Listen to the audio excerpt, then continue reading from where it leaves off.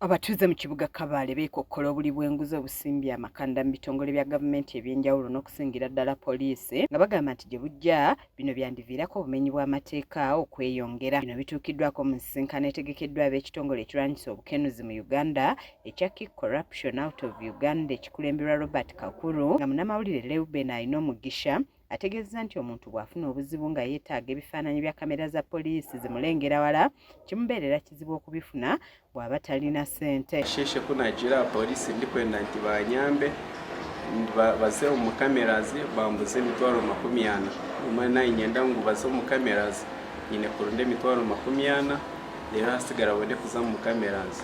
Alina omugisha ategeezezza nti nga bannamawulire bakizudde nti okutwalira amateeka mu ngalo kivudde ku buli bw'enguzi obweyongedde mu poliisi nga buli ky'oba weetaaga okuva mu poliisi olina okukissaamu ensimbi. Surprising nkashago n'abantu batari kushana kungana ndijo bunashanjyo nawe yambuze emitwaro 40 bajangu nantine makumyana ngutino kuba kubasa kuzo muzigezo cameras. Robert Kakulu obuzibu abutadde ku fayiro wamu n'ebizibiti mu poliisi ebiriibwa emmese olw'obujulizi ne bubula.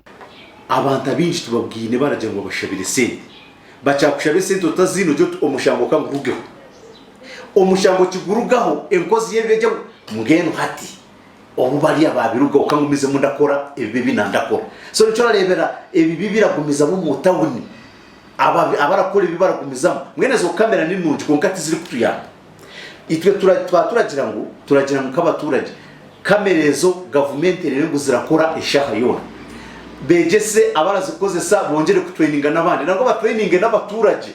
Abatuuze basabye poliisi okukyusa mu nkola yayo ey'emirimu naddala ey'okuyimbula baba bateeberezebwa okwenyigira mu bumenyi bw'amateeka nga tebavunaaniddwa kuba kiviiriddeko obumenyi bw'amateeka okweyongera. Wabula omwogezi wa poliisi mu bitundu bya Kigezi Elimate ategeeza nti poliisi tewali kirina kusasulwako ebeera embwa enkonzi y'olusu nga bakola kino bakikola mu bumenyi bw'amateeka.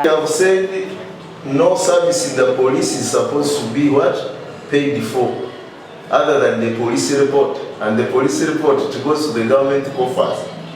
But I also want to ask, that's why we are calling that if there is any person who was affected in this relation, should always bring it to the notice of what?